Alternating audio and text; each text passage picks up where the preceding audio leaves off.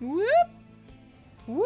Thank you, Whoosh J, for the 5 gifted subs. Congrats to Weird World, SGX, Silberfuchs, XC14W. Did you choose all the really weird names? Kinch9 and Kokojern. You now have the ability to give some sub love and also number 1.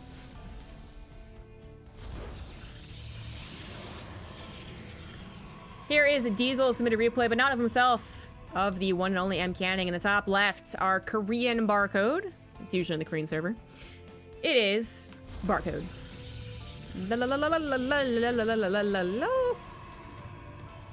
In the bottom right, as the blue Protoss, it is North America. On Clan, Korea is easy. Otherwise known as the Mcan man. Chicken Man is not just the baller Ling user you just saw, but I do believe he's also the creator of the banana emote. No, he didn't come up with the number 1, or did he?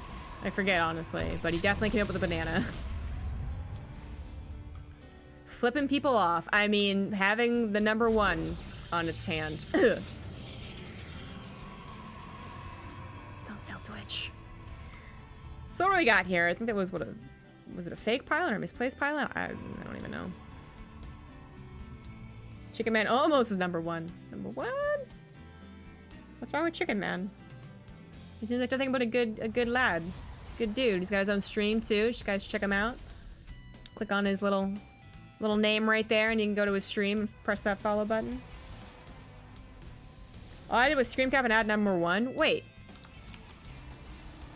I didn't draw the banana. Who drew the banana?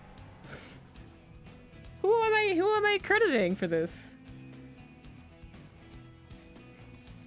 Oh my god, we'll never know. We'll never know. The jukebox game is not watchable anymore. Don't even try. We'll never figure it out.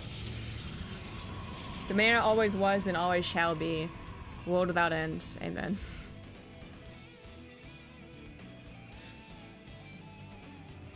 Okay, we don't actually know. So he was the one that came up with number 1, actually. It's the opposite of what I remember.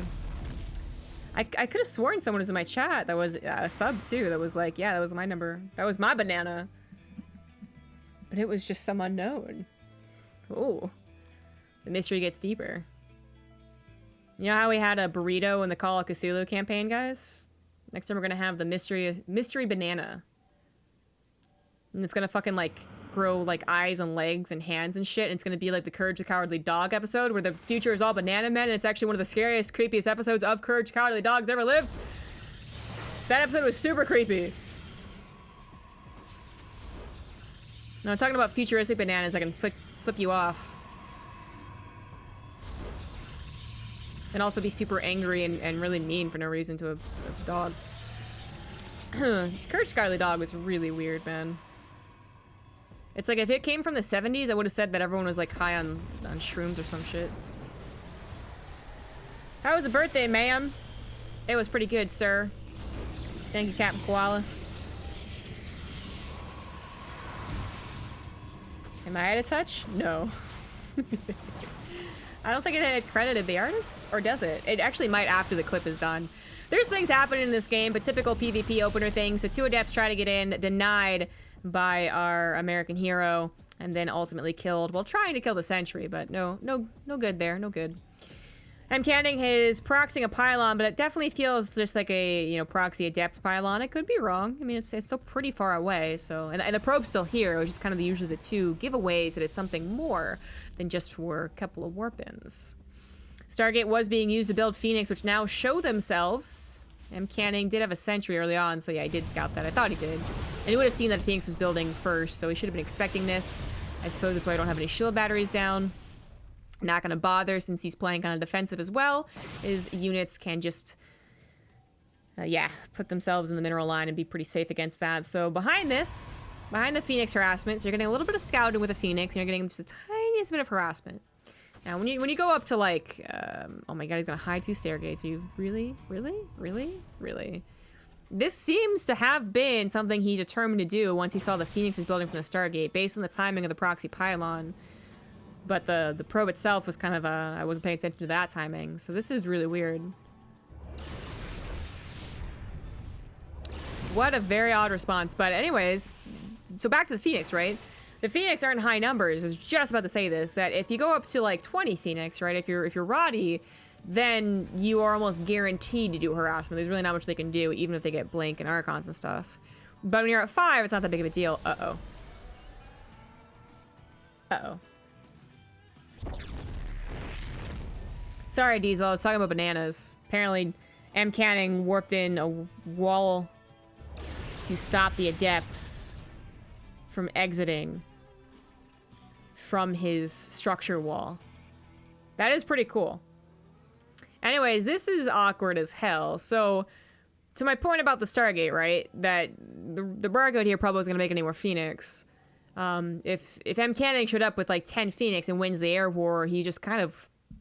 He almost wins the game from that. That's how deadly it is to lose Phoenix Wars and be forced to transition into Blink at a very later time. But now the Stargates are found, understandably so, the Barcode does still not go back into Phoenix because the Stargate shouldn't even be used. They're going to be killed. He's going to make sure of that. He does put himself out of position, but Mcanning doesn't have a big enough army, I guess, to take advantage of that, so not a big deal. This Observer goes right into the back, which is a very interesting place to put an Observer, but also kind of a genius place to put it. It's going to see the Stargate, but it also is going to see a lot of tech, because, I mean, at a certain point, Protoss just know what they're going to do, right? Charge +1, Templar Archives, but a lot of the time, it's with these pylons that are kind of farther back. So that's kind of cool. But obviously, it's also just in a place that you would never check with an Observer of your own. Here is obvious enough, it dies instantly, but back here, you can unsiege it and maneuver it later on. So Mcanning just has to like give up on the double Stargate then. It's depowered, the Oracle didn't even get out here, and it's just a waste of like, what, 300, right? That's a lot to waste. Now, luckily, I guess it's a lot more to waste if you're like on one base, right? It's pretty much catastrophic because you don't even have any other tech to go with it. You've just invested everything in double Stargate. But this was on 2 base when he already had a Robo or something, right? So just says, you know, I cut my losses there and goes into Twilight Council Forge. Going to be a little bit behind on that +1 upgrade, but not really that far behind. With a well-timed 3rd base to basically match the Barcodes, and everything's looking kind of hunky-dory. And in fact, Mcanning still ultimately has the probe lead here through one reason or another. To be clear, this isn't like Terran. He's not going to be able to power up the Stargates on his side of things. I think this is just for scouting on them. Because he doesn't want to go and kill them, waste time killing them, but he wants to make sure they're never repowered and used. It would be a really funny and stupid matchup, though, if Protoss could power other Protoss structures and thus attain them. It would be the dumbest matchup ever, actually. Wait, did you draw the shirt yourself? I didn't draw the banana! No, I went to... Oh, okay, so the points went to me, Borsey, because I combined the two numbers, the two things. I picked banana and I picked number 1. Oh, shit. That warp prism went down without doing very much at all. Big mistake there from the Barcode. It did have some units in it, and it was an investment. All things said and done. But I must have... Wait. Did that do a little damage? Wait, hold on. Wait, what the fuck killed everything? Wait. I gotta go back.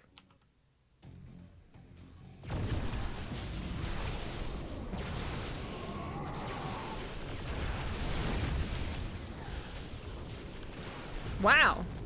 So that didn't do a lot of damage. But the Phoenix have just collected a ton of proc kills over the game. And Mcanning has just been so like stalwart in remaking them that I didn't notice initially, but after losing like 7 more here, I was like, what the hell is this big gap of probes? And I guess it's Mcanning losing a lot over time to the Phoenix. And his opponent going back into producing probes, I guess. The hell? I could have sworn 2 minutes ago Mcanning had a slight lead, and then I look back and he's down 12 probes. Alright. Keep in mind, 1 and 2 Phoenix have died, just the one. 13. Oh, wow, this one's like the big boss. 13, 15, 18. Yeah, it's just the Phoenix I mean, I said that if you don't get like a decent number of them, they won't do a whole ton. It's inevitable for that number, 10 or whatever, to do damage. But for 4 and now 3 Phoenix to still get what they're doing, that's really nice. They also are a little bit of a deterrent to any War Prism harassment of Mcanning. And just if we're talking about, you know, maybe a little bit of metagame going on here, if the Barcode knows Mcanning. And it's also a little bit of a deterrent for Mcanning to not go into Disruptors, which he didn't go into and didn't even try to. But the attack's about to happen here, so disregarding the whole probe situation, Mcanning has not been, you know, devastatingly behind in probes for a lot of this game, just very recently, I suppose. So if we had the income graph, I think it actually wouldn't be that bad. Just very recently, there'd be a spike for the red Protoss, which means that Mcanning actually has a decent army. In fact, a damn decent army here, as the red Protoss Barcode oversaturated, first of all. Well, I shouldn't even say oversaturated, but does make a lot of probes, and then now has a 4th base done, and also wanted to get probes there too, right? So we do have a supply discrepancy of army supply in favor of Mcanning, not by too much, but by a little. Both of them have +2 attack, as again the Barcode investing into things that aren't quite kicking in yet. 4th base not done quite yet. +3 weapons not close to even being done. Angle of attack going a little bit in favor there of Mcanning. All of his Archons on the front line, just evaporating all the Zealots that came in. Some of them still coming in a little late to the party, but the Archons, they've done their job, or they tried to do their job. They are now tired and weak and dead. The Immortals were packing such a punch behind all of that that they ended up being the real success story there. But while that was all going on, Zealots dropped or ran into the natural base. Don't know which one. Got a damn decent number of probes. Oh my good lord. A couple Zealots also maybe got some of the probes over here. So we had, what, like 23 probes killed, as the Barcode is sent back down to 40 probes. That's the real kicker. Mcanning might have lost all those Archons. He might have lost the actual battle, but he has probably won the war from that. And what remains to be the downside, 2 things still remain to be a downside, right? 1, +3 attack is going to finish. 4th base, well, 3 things actually. 4th base is still up and running, so that's 4 times pro production. But also that our Barcode survived that attack, not with a bunch of Zealots, those all did melt to the Archons on the front line, but rather survived with all the robotics units that take a long time to make, and still pack a punch pretty basically no matter what part of the game they're in. All of his Immortals lived.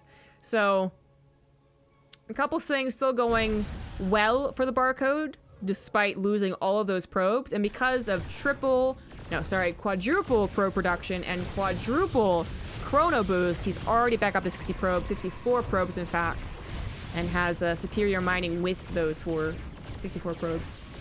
Now this is hella awkward. You can't really warp in Stalkers because they're Immortals, and the Zealots can't do anything either, so they're gonna have to wait for the Pylons to be killed, and then they might be able to do something there. Okay, there we go. That was really, really awkward. A little bit of micro. Stalker's just being used to throw back shoo away the War Prism. Phoenix still alive. Dear God. Jesus. Gonna come back in for more probes, I guess, later on. What's the kill count in total for both these guys? Still in favor of the Barcode. Whew.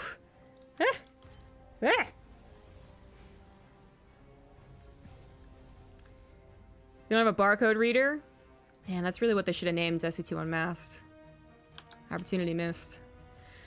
Alright, so these Immortals, I guess, are just going to continue being ferried around. There's really no reason not to. Mcanning does not have his own Stargate. Well, not powered anyways.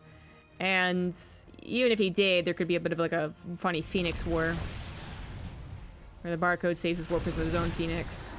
Stalkers wanted to see it maybe just chilling somewhere and not being used, and unfortunately lose their lives.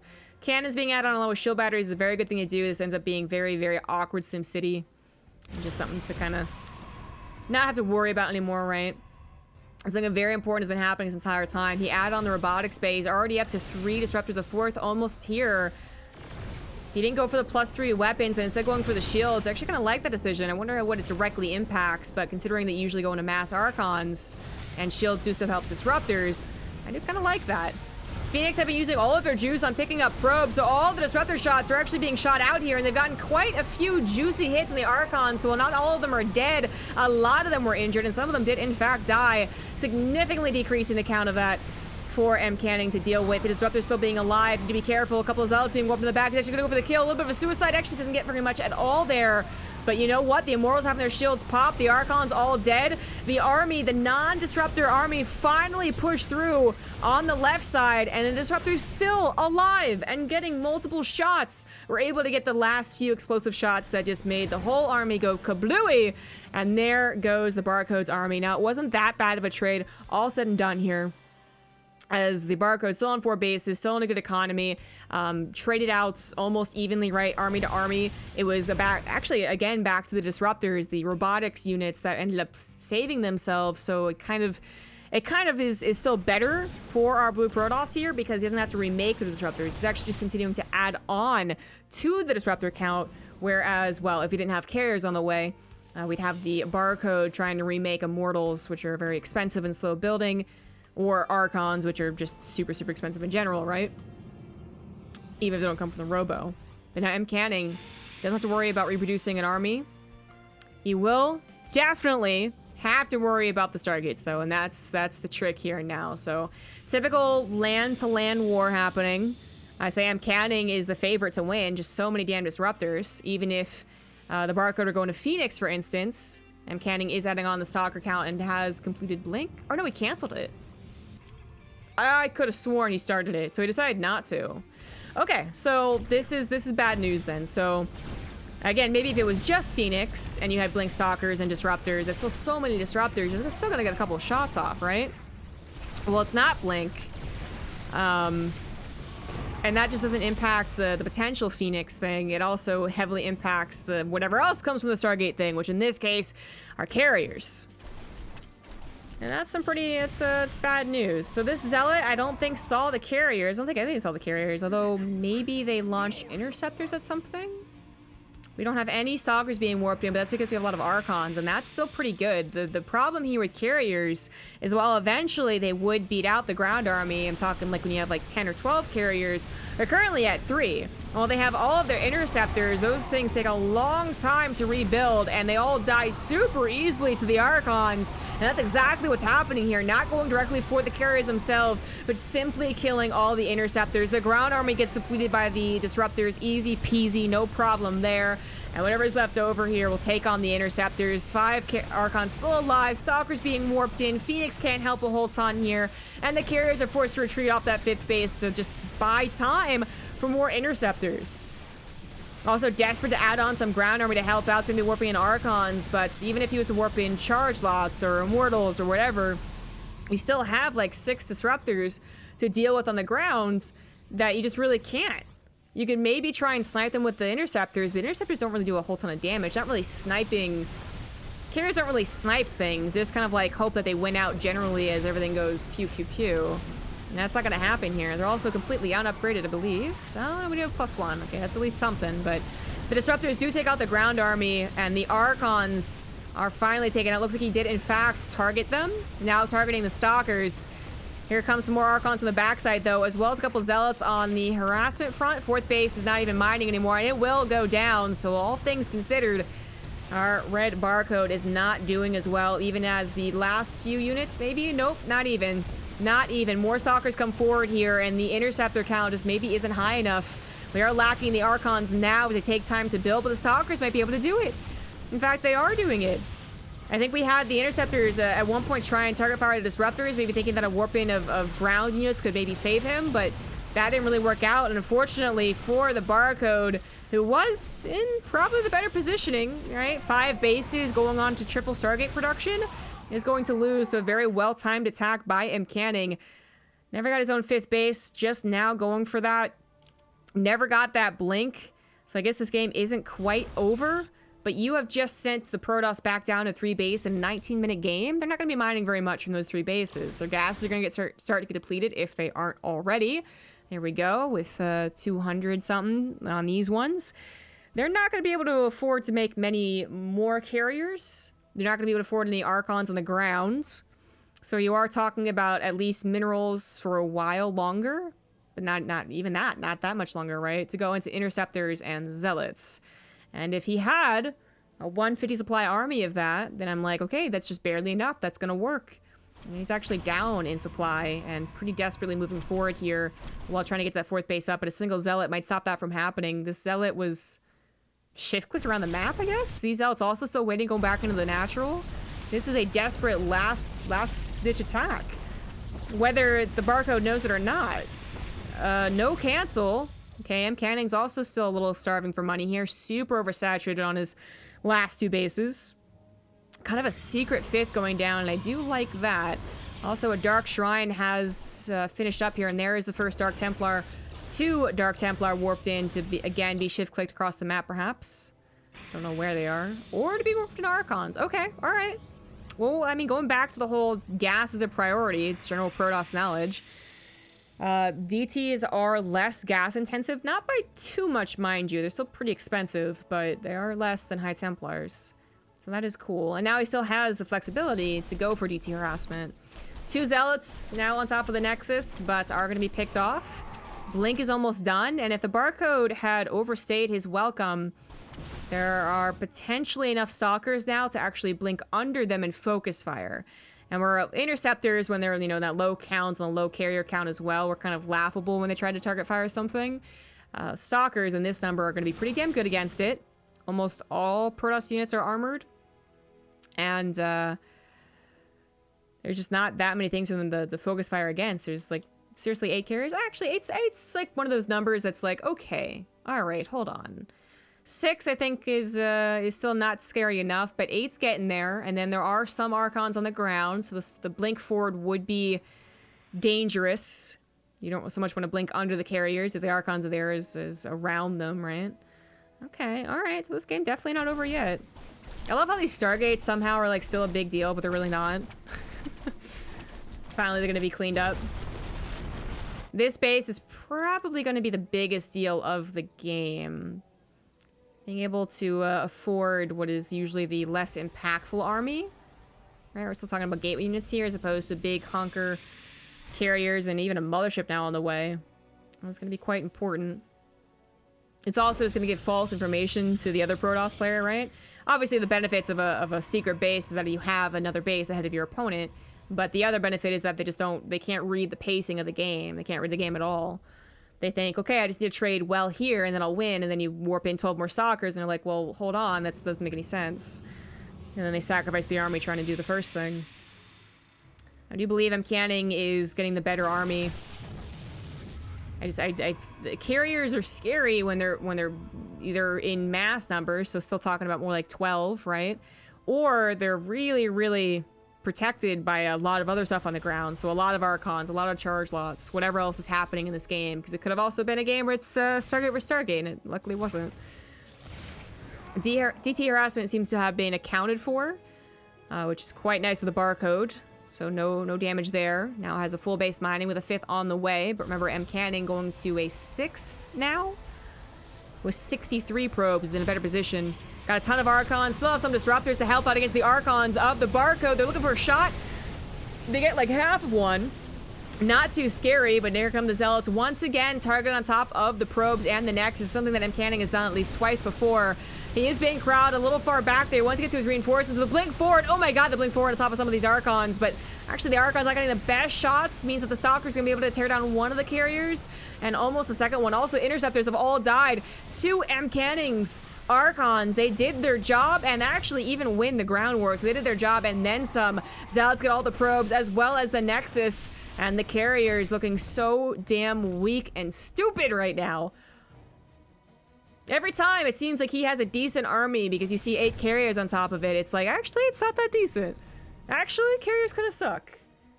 Actually, Mcanning has been able to get close to maxed out, which is certainly another part of the game that the Barcode wouldn't even know. He wouldn't even know why this is happening. Why is this guy getting so much more than me?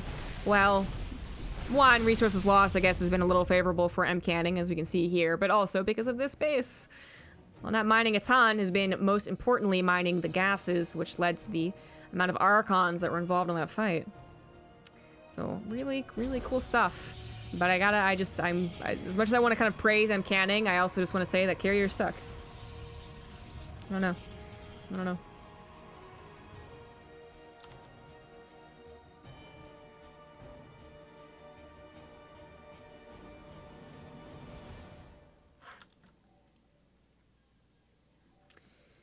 Well, I'm thinking that's it. You know, I called it once before. I thought Mcanning had it, but then I was like, well, hold on, maybe, just maybe. And then, well, he did have it, so I was right. But now I'm like pretty damn sure that Mcanning really has it, and there's no maybes, there's no what ifs. There really aren't any what ifs. I mean, the what ifs here when their supply looks like this is like disruptor hits, which the Barcode doesn't have, or DT harassment that spirals out of control, which the Barcode doesn't have. Barcode is a very like just, I don't know how to put it, like not plain Jane is what I was gonna say, but that's not even what I mean. Like he's just like, he's like the brute force guy right now. He's, you know, the teching was a good idea and the way he played the early game was all smart, but what he went up to was basically like, wow, I hope this army is better than anything you got.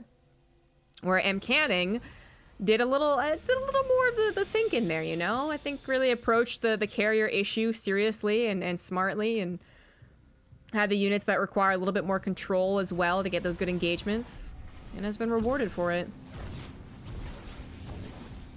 I just rewatched the Banana People episode because of you. Okay, great. Now watch the Barbershop one, because that one's the creepiest one. For sure. Last fight going down here. Interceptors get blown to shreds. Archons have no problem there. The Stalkers will be target every single one down. GG. GG, GG, GG. And Mcanning wins this game despite trying to hide almost 3 Stargates and getting them found.